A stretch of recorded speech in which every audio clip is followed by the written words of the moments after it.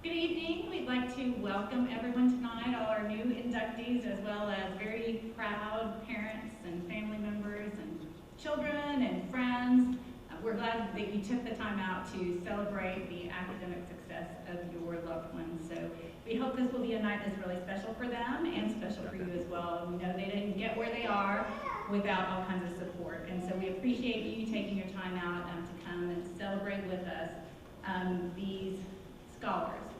So tonight we've got a lot of things on our agenda, and we're glad you're here. We will hear a little bit from our officers about the history of Phi Theta Kappa. We will have a speaker. Associate Provost Tony Akers will be our speaker tonight. Then your children and family members will be called up one at a time to be recognized. And there will be some opportunities for pictures at the end of the ceremony as well as outside afterwards. So again, we're glad you came. Please make sure, new inductees, we will have a table set up outside. There will be a couple of things. One is you'll have these little green slips of paper, and it just gives you some information about upcoming things with Phi Theta Kappa. So nothing is required, but we would love to have you join us. So make sure and get one of these. We have one more meeting this semester, and then we're also going on a fellowship outing. We're going on a sunset wildlife cruise, and so just for our PTK group. So kind of fun, and so we hope you'll be able to join us. So information about that. And then as well, we'll have t-shirts. These t-shirts about Phi Theta Kappa. They're going to be on sale for $5 if you're interested in one of those. So just afterwards, there'll be a table set up, and just especially make sure you take the little green sheet of paper. So, again, thank you for coming. Welcome, and we hope you enjoy yourselves tonight.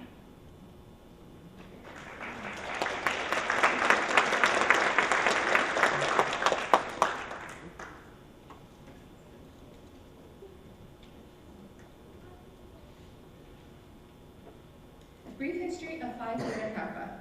In 1918, the presidents of the Missouri Junior Colleges for Women decided to organize a new honorary society, chapters of which would have a common character, stand, and similarity of organization. The name Phi Theta Kappa was chosen, and the society was incorporated in Missouri as a national organization.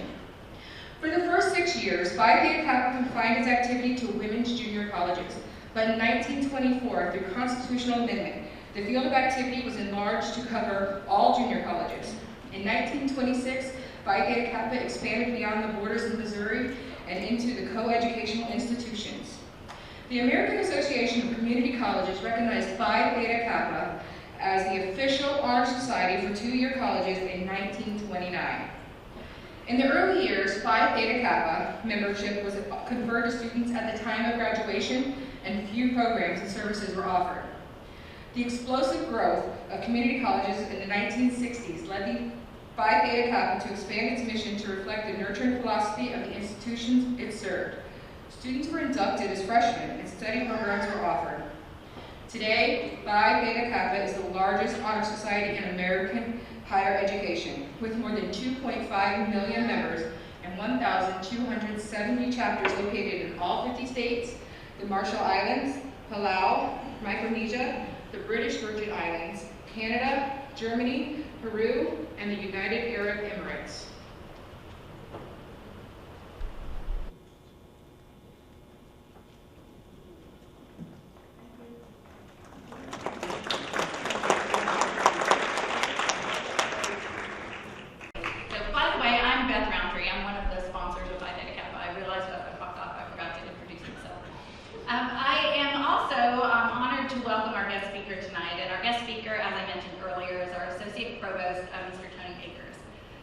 A native of Tennessee, Mr. Akers moved to Florida in 2006, but says he's still terrified of even a Category 1 hurricane. He has been on a college campus in some capacity somewhere since about the age of 18. At Murray State University, he served as president of the Philosophy Club, and then he's continued in leadership throughout his professional life. Mr. Akers has a Master's of Arts degrees in both English and American literature and also ancient philosophy, and he began his college teaching career in 1997.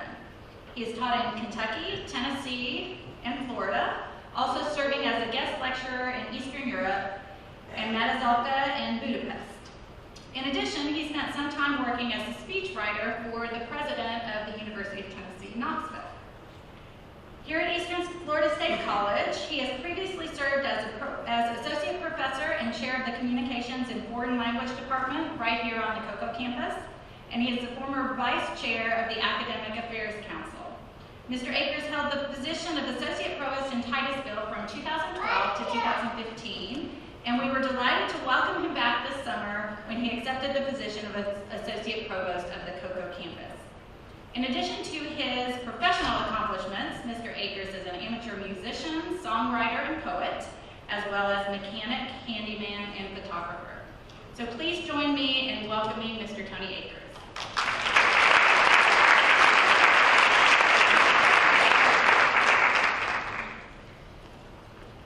Thank you, Professor Roundtree. Phi Theta Kappa inductees, what an exciting evening. Your journey, I know, has been a remarkable one. The fact that you're here for this purpose is proof. We have quite simply no lack of talent in this room, so I'd like to share with you some thoughts about life journeys, how they're often interconnected and interdependent with those of your fellow men and women, what that may mean for you, and how you might do something truly meaningful with it. For why else do we journey than to make meaning? So if you will, consider an allegorical journey taken by a traveler who happens upon two stonemasons. These two stonemasons are busily working at their trade and really don't see the traveler approaching. And so the parable goes, the traveler observes that both of the stonemasons are very dedicated, skilled, and enthusiastic in their work. And despite the sheer physical demands and mental demands of the task itself, the burning sun doesn't make matters easier. However, knowing not what exactly it is the two men are laboring for, the traveler stops to ask. To the first stonemason he implores, "Sir, what is it that you're doing?" The first stonemason replies, "But I'm earning a living." To the second he asks the same, and the second, looking up from his work, beams with pride and passion as he replies, "What am I doing? I'm building a cathedral." The parable, of course, illustrates two different approaches to vocation. One is a means to a greater financial end, and the other is an end within itself, the passion and devotion to something much larger, much more significant, and much more long-standing than the solitary individual who toils to create it. The first stonemason is working a job with bricks. The second is constructing a dream with passion. In fact, the dream is so magnificent and grand that he may not live to see its final completion. But as I consider this parable, I also consider that the second stonemason, the stoic builder of the cathedral, the passionate artisan driven by service to something larger than himself, I suspect that he too, just like the first stonemason, likely does not work for free. Service to others and service to self are not mutually exclusive. In any vocation, service to others and service to self can and do happily coexist, and for a great number of people, a devotion to helping others is the ultimate and most fulfilling service to oneself. As Winston Churchill reminds us, we make a living by what we get. We make a life by what we give. And I quite humbly recommend a journey filled with both. Much earlier in my own career, over 20 years ago when I was a freshman in college, I was the first stonemason. College was a means to a greater end, and rightfully so. Why would I take out all those loans? Spend all those hours immersed in books? Attend all those lectures? I was determined to earn an education.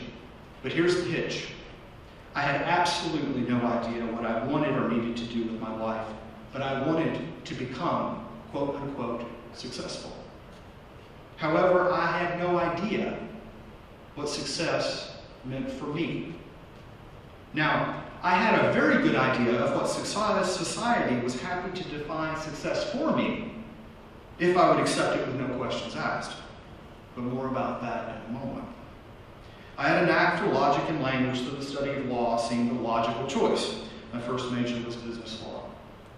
However, by my second year of college, I had left the study of law and business for the study of philosophy and literature. My friends, most attorneys and businessmen and women in the making, discussed in hushed voices that it was possible, probable even, that I had suddenly and most assuredly lost my ever-loving mind. Why leave the study of business and law, vocations that certainly, when married together, would almost gain me some degree of success, almost certainly. Success was what I most wanted, and moreover, financial stability, perhaps substantially so. And if leave it I must, why, of all things, philosophy, literature? It was simple. My journey was defined by chasing my passion for ideas about life. And ideas I found in Plato and Flannery O'Connor and Aristotle and Alexander Pope, leaving tort law and litigation behind. Law was interesting and complex. Literature, to me, was fascinating and even more complex. But I had a backup.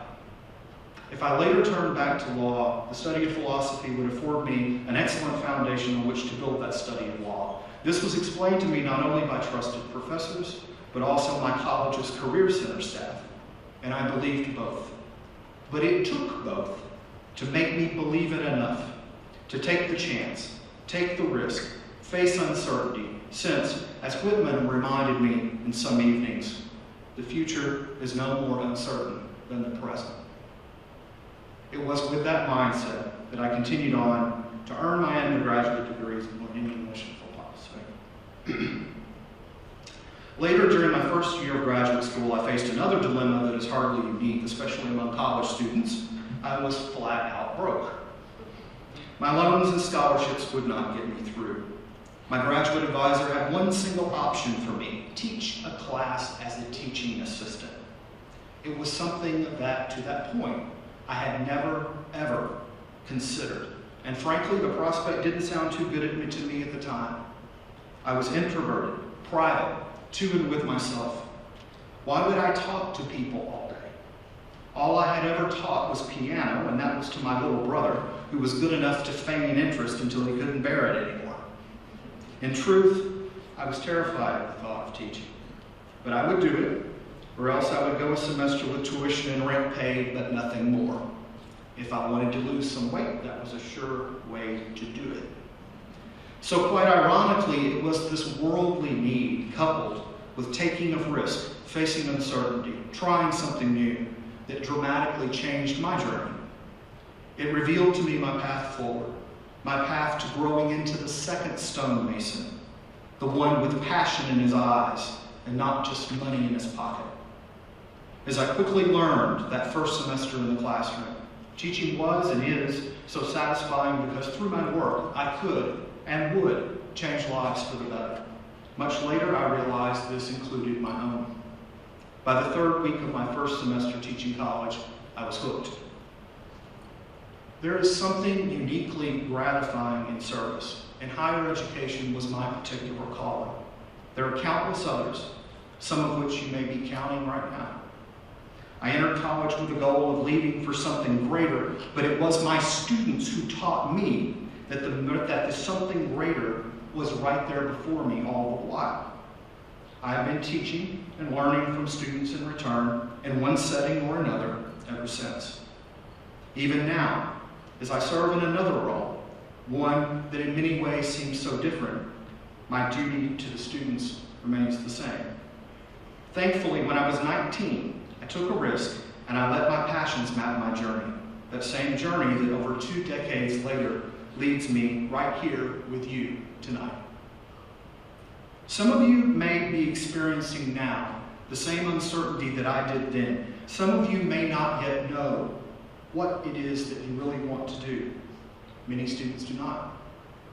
As I review numerous student records every single day, the most common major I see is undecided. If this is you, I offer only this. First, ask yourself, what is it you love? Where do your passions lie? What makes you proud of yourself and others proud of you?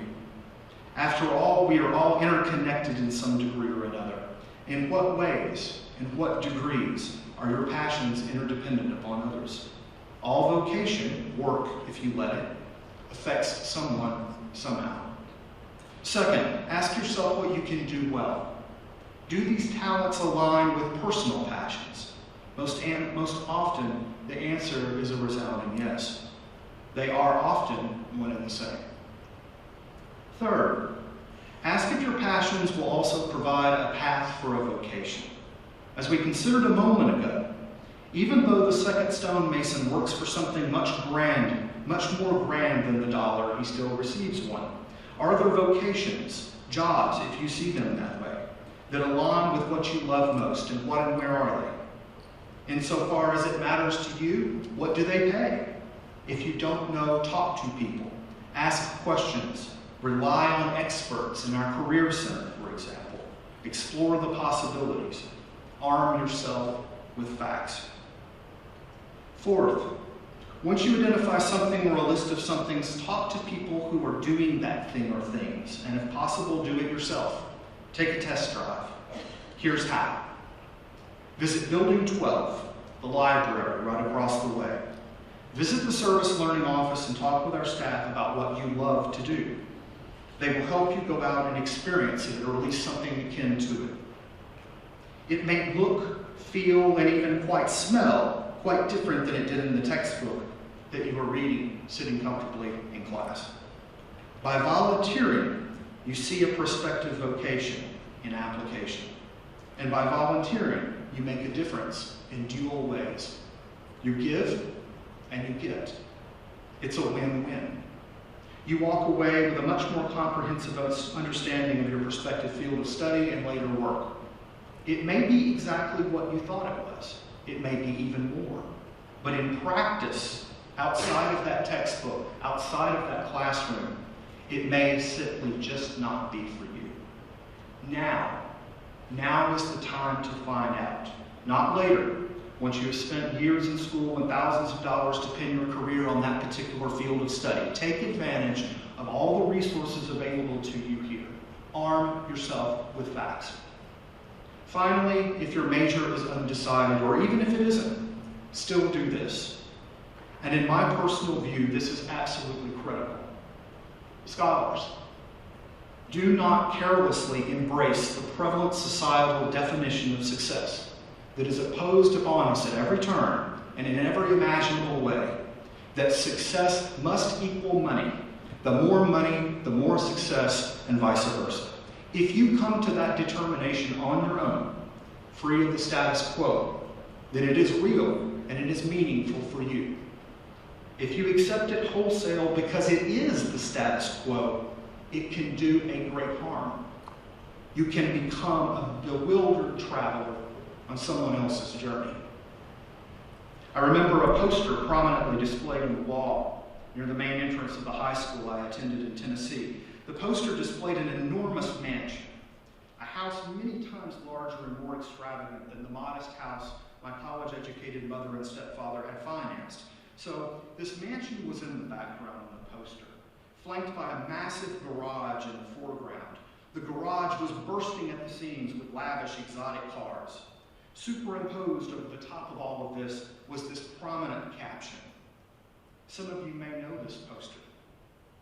Justification for higher education. We have the mansion, perched on an oceanside cliff. We have $500,000 worth of luxury cars. Justification for higher education.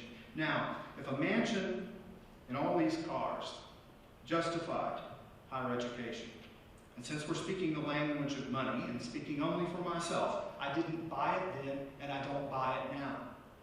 Thankfully, even then I knew that I needed an education not just to get more. And yes, we must earn a living, but I needed college to help me rise, to somehow be more, grow more as a thoughtful, civic-minded person on a journey to someplace better. Maybe because I played my part, however small, to make it better for myself and for others too. Success is what you define it to be. Success, whatever it means, must have meaning. We can agree on that. What can you do with your passion that makes meaning and not just money? For some, success is indeed measured in money. That then is their proper path. However, a great many more people find more lasting meaning in making a change, in making a difference in others' lives, than in making a mountain of money. The key is that you, not not a poster on your high school wall, not a TV commercial, not a politician or even a teacher, someone other than you. You must make that determination for yourself. Define your own success, and in so doing, plot your own journey. And tonight will be a pivotal point in that journey. You're about to join the ranks of one of the most long-standing and prestigious academic honor societies in the world. Only those who aspire to and achieve the highest standards of excellence may take the oath that you will soon take, and upon joining this society and committing to its purpose, it will further define your journey from here forward, and wherever that journey may lead. If you embrace it, this society will create opportunity for you to lead and to grow. But how you define that growth, that is up to you. So ladies and gentlemen, inductees of Phi Theta Kappa Academic Honor Society, I leave you with this. Wherever your journey may lead, let your passions lead you, and consider how they are interconnected with others around you. And you could very well bring joy to both. Find that path, and if there is no path, as Emerson says, do not go where the path may lead, go instead where there is no path and leave a trail. I say, someone following behind you may need it. Go out, survey the landscape, collect your dreams, arm yourself with facts, identify the propaganda by its proper name, plot your spot simply by remaining true to your own self, and in so doing, build your own cathedral. Thank you.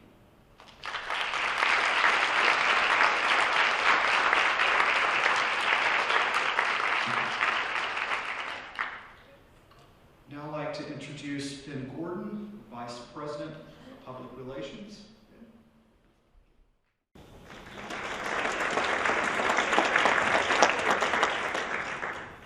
Thank you, Associate Provost Akers. Honored guests and fellow Phi Theta Kappa members, I'm pleased to present these candidates for membership in our Honor Society. These students have fulfilled all requirements for membership and have been selected because they have chosen scholarship, leadership, service, and fellowship as their hallmarks. I recommend them for acceptance into the Lambda Chi chapter of Phi Theta Kappa International Honor Society. You are about to be inducted into a scholarly fellowship, not only of your own state, but of the nation and the world. This fellowship is Phi Theta Kappa, and your chapter is Lambda Chi. After induction, you will find among the members an atmosphere of scholarship, to which you must give of yourself in order that that organization may be meaningful to you. At that table rests a candle, which symbolizes knowledge, the servant of wisdom. The white rose symbolizes purity and beauty of life, with its white buds signifying intellectual associations. We will give each new member a rose as a symbol of our newly formed intellectual friendship. This is the emblem of Phi Theta Kappa. You have received in the mail a pin which is engraved with this emblem. It consists of a golden slab, keyed at the top and bottom. The golden field refers to the golden opportunities that abound on every hand for society members to perform good works. Since gold is the most noble of metals, it represents the nobility attained by those who achieve intellectual leadership. Across the slab, you will observe the black band. It represents the self-control which is the necessary foundation for true wisdom, aspiration, and purity. Behind the band is a wreath, on the one side composed of oak leaves, and on the other laurel. The oak leaves stand for stability and strength of character. The graceful curling leaves of the laurel signify achievement and success, all attributes for membership in our society. Above the band is the representation of the head of Athena, the goddess of learning. In the base appear the mystic Greek letters meaning the light of knowledge and learning, a common ideal for members of Phi Theta Kappa Honor Society. The badge stands as a symbol for the high idealism of our organization and membership in our select group.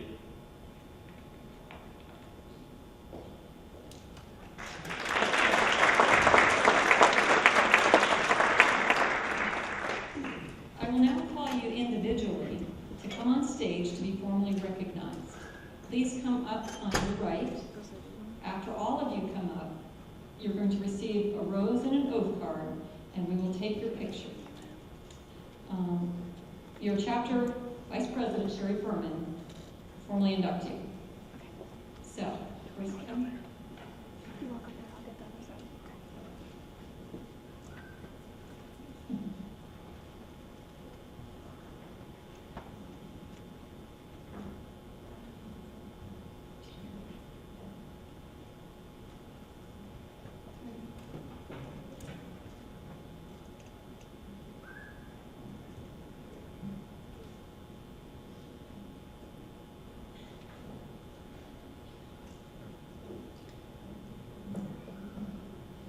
Kayla Anderson.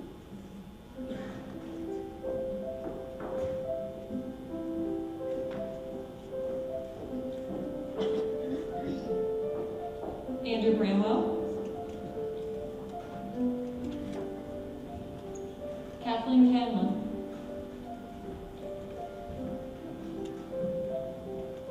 Scott Cheatham.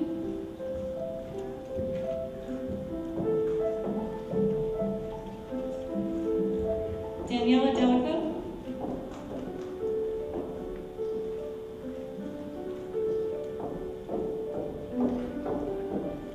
Gabriella Dominic.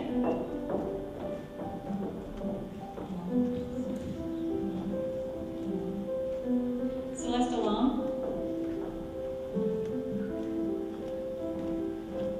Ruth Esperon Toledo.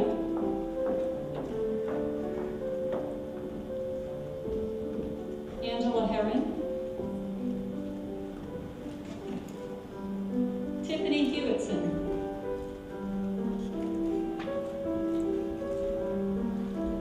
Sandlin Johnson. Phyllis Kennedy Thibodeau. Forrest Lilly. Raquel Sosa.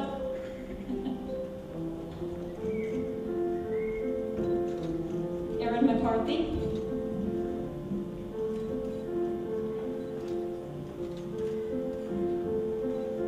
Zia McDonald. Jeremy McGill.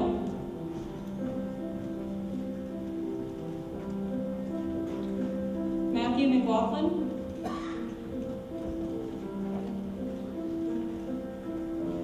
Ashley McNeary. Angela Monk.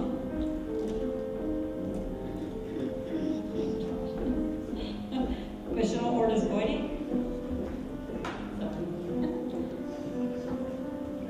David Pogluda.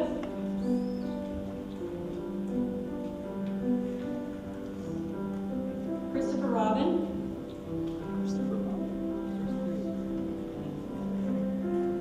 Alika Ann Santos.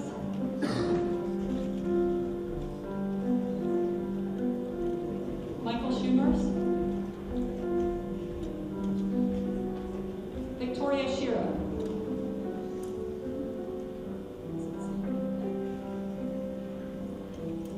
Sasha Psyche.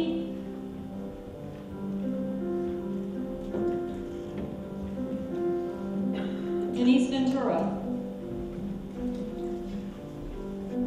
Laura Whittington. Yeah.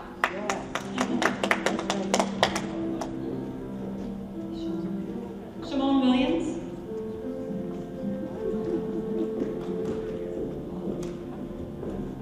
Mara Bobet. Serena Pritchard. Carolyn Geisberg. And Christabel Pereira.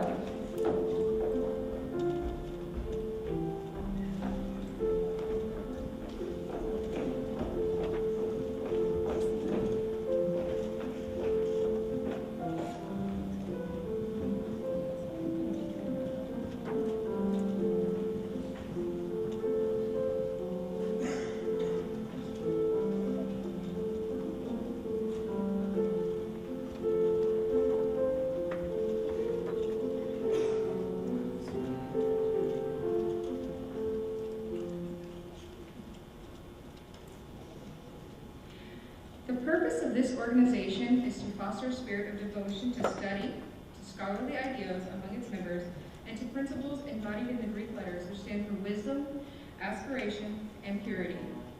Now that the standards and ideal of this organization have been fully revealed to you, take the pledge which admits you into complete fellowship.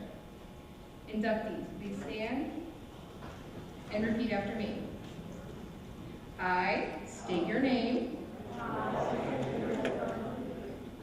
Do solemnly promise on November 9th, 2015.